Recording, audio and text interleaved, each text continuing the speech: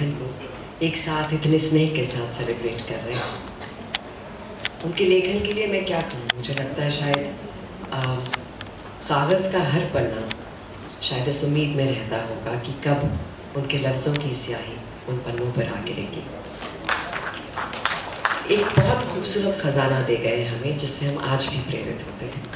और मेरा बहुत ही पसंदीदा किरदार सुधा गुनाहों का देता है। वैसे सुधा अपने घर की पुरखिन थी। किस मौसम में कौन सी तरकारी पापा को माफिक पड़ती है, बाजार में चीज़ों का क्या भाव है, नौकर चोरी तो नहीं करता, पापा कितने सोसाइटियों के मेंबर हैं, चंदर के इकोनॉमिक्स में कोर्स में क्या है, ये सभी उसे मालूम था। मोटर या बिजली बिगड़ जाने पर वो थोड़ी बहुत इंजीनियरिंग भी कर लेती थी। और मातृत्व का उसने हार कर प्याला रख दिया। क्यों पीते क्यों नहीं? सुधा ने अपना प्याला रख दिया। पिए क्या, कहीं चाय भी हो?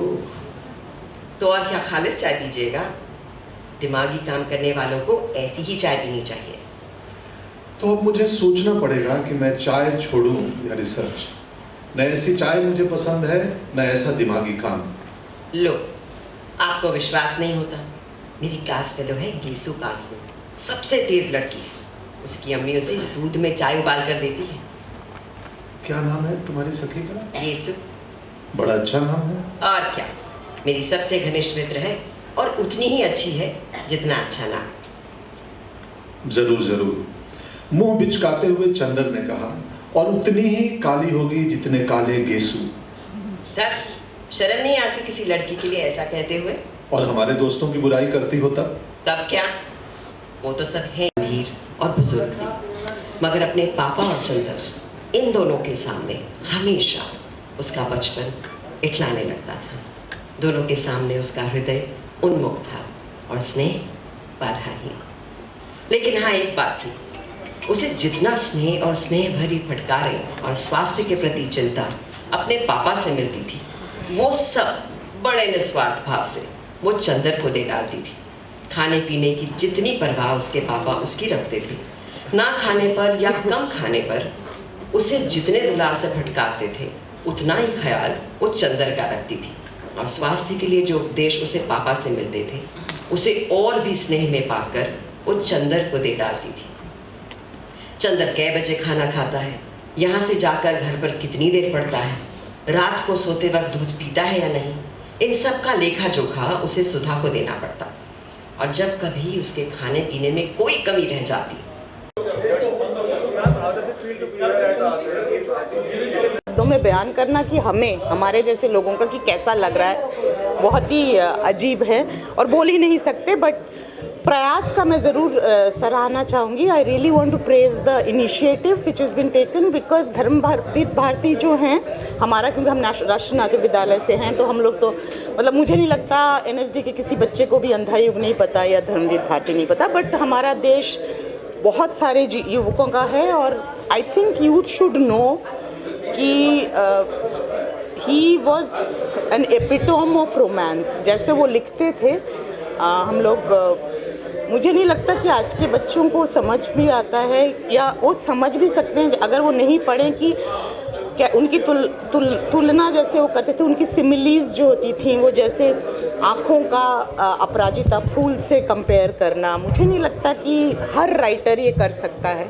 इसीलिए ये बहुत ज़रूरी है और होते रहना चाहिए। Thank you. आयोजित किया वाणी प्रकाशन के लोग, अदिति के पिताजी अरुण माहेश्वरी जी को मैं हृदय से आभार प्रकट करता हूँ। ऐसे उत्सवों में आके बहुत अच्छा लगता है, क्योंकि हम लोग लेखक हैं, हम लोग लिखने का काम करते हैं, और ऐसी जगह आके जब लोगों से मिलो, अलग अलग तरह की किताबें, आज इतनी किताबें यहाँ पे पढ़ी हैं कि साहित्य से जो भी लोग संबंध रखना चाहते हैं उनको इस तरह की किताबें पढ़नी चाहिए। धीरे धीरे जैसा लोग कहते हैं कि लोगों का पढ़ने से ध्यान हट रहा है, उनकी रुचि हट रही है, अभी ऐसा नहीं है। आज इतनी किताबें देख के मुझे लग रहा है कि अब ज़रूरी नहीं कि आप किताबें पढ़ें, आज किताबें सब जगह अवेलेबल है। आपको उनको पढ़ने के बहुत सारे तरीके हो गए डिजिटल वर्ल्ड में, तो आप लोग किताबों को पढ़ें, क्योंकि ज्ञान को आगे बढ़ाने का सबसे बड़ा माध्यम है। आप जितना पढ़ेंगे, जितना जानेंगे, उतना ज़्यादा आपका खुद का ज्ञान बढ़ेगा। तो इस प्रयास के लिए मैं इन तमाम लोगों को बहुत बधाई देता हूँ और सबका शुक्रिया अदा करना चाहता हूँ। धन्यवाद।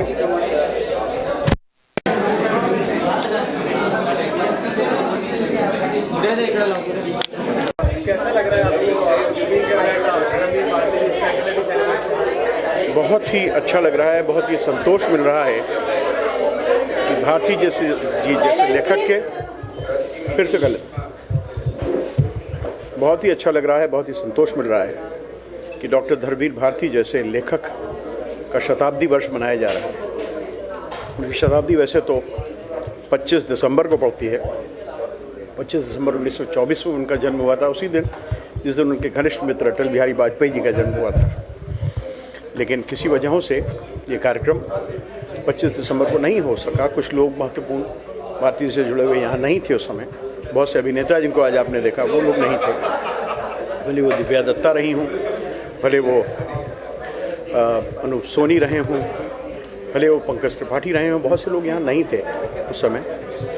हिमानी शिवपुरी नहीं थी, इसलिए इसको थोड़ा सा डालना पड़ा। लेकिन आज जितना अच्छा और जितना लंबा कार्यक्रम हुआ, सुबह 10 बजे से लेकर शुरू होकर अभी 7:30 बज रहे हैं, अभी तक ये कार्यक्रम चला और लंबा भी खिंच गया। थोड़ा सा एक सेशन थोड़ा सा हमको कर्टेल करना पड़ा, लेकिन फिर भी भारती जी को याद करना इससे कम समय में हो भी नहीं सकता। और भारती जी ने क्योंकि हमेशा नवोदित लेखकों को आगे बढ़ाया, तो बहुत से नए लेखकों की और बहुत से पुराने लेखकों की कई किताबें भी यहाँ उनका भी विमोचन हुआ, उनकी भी जिसको कहते हैं कि रूनुमाई हुई, मुंह दिखाई हुई, वो भी बहुत अच्छा था। और भारती जी के अभिधान पे जिस तरह सब लोगों ने बोला, भारती जी के नाटकों का जिस तरह पाठ हुआ, भारती जी के नॉवल गुनाहों के देवता का 164वां एडिशन निकला, जो कि बहुत बड़ी बात है। हिंदी भाषा में इतना नंबर ऑफ एडिशंस किसी किताब का नहीं निकला।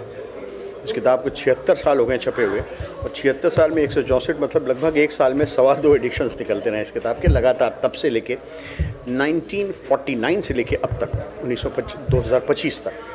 ऐसा लंबी जान किस किताब में होती है दोस्तों। वैसे ही उनका नाटक अंधायुग, क्योंकि अभी भी भारत के गांव खेड़े में भी खेला जाता है, अलग अलग भाषाओं में खेला जाता है। उनको इस तरह से याद करने का, उनको इस तरह से प्रणाम करने का जो अवसर मुंबई को मिला है, और मुंबई बहुत ज़रूरी है इसलिए भी कि भारती जी के जीवन का बहुत बड़ा हिस्सा सन 60 से लेके 97 तक, जब तक कि उनकी मृत्यु नहीं हुई, मुंबई में बीता है। तो ये लगभग 37 साल जीवन के उनके यहाँ गुजरे हैं। तो यहाँ इसको मनाया जाना चाहिए था। धर्मयुग यहीं से निकलती थी, जिसके ज़रिए उन्होंने हज़ारों नए लेखकों को, हज़ारों नए चित्रकारों को, फोटोग्राफर्स को स्थान दिया। बम्बई में ही एक मज़े की बात है कि उनका नाटक अंधायुग भी खेला यहाँ पे डॉक्टर पंडित सत्यदेव दुबे जी ने, और यहीं से उस नाटक को पठनीय नहीं मंचीय नाटक माना जाने लगा। तो मुंबई में ही ये होना बनता था, लेकिन मुंबई से शुरुआत बनती थी। अभी हिंदुस्तान की और जगहों पर भी हो, दिल्ली में भी हो, इलाहाबाद में भी हो, और हर जगह जहाँ जहाँ भारती जी के चरण पड़े हैं वहाँ वहाँ ये हो, तो ये बहुत ही अच्छा रहेगा। बहुत बहुत शुभकामनाएं।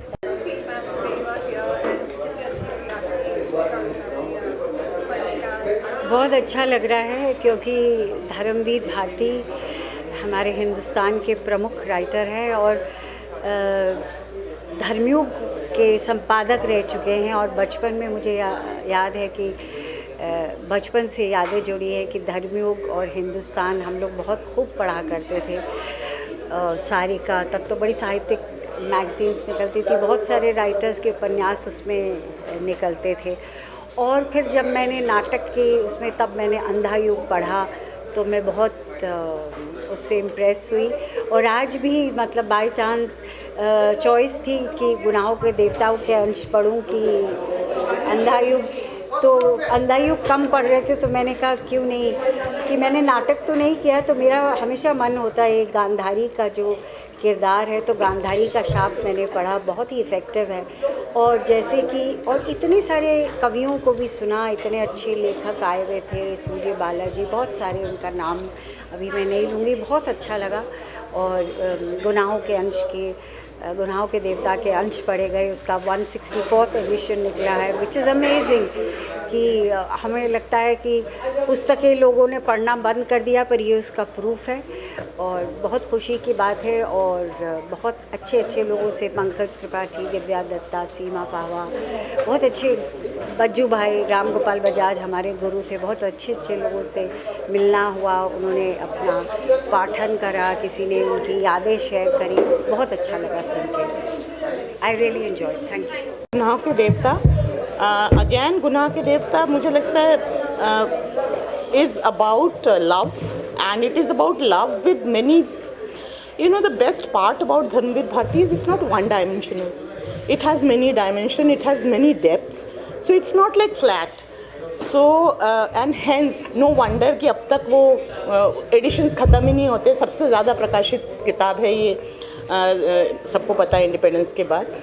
तो प्यार जो है ना, उनको जितने पहलू से धर्मवीर भारती जी बताते हैं ना, मुझे नहीं लगता कि सब राइटर्स के बस का है और कोई भी कर सकता है इसको। मुझे उनका सबसे जो मेरे को बहुत अट्रैक्ट करता है, उनकी सिमिलीज वो जो यूज़ करते हैं। और इलाहाबाद, जैसे मैं इलाहाबाद की नहीं हूँ, पर मैं जब वो पढ़ती हूँ मुझे लगता है मैं इस जगह को, और जो राइटर किसी जगह को एकदम खींच दे आपकी आंखों के सामने, for me that's a great writer.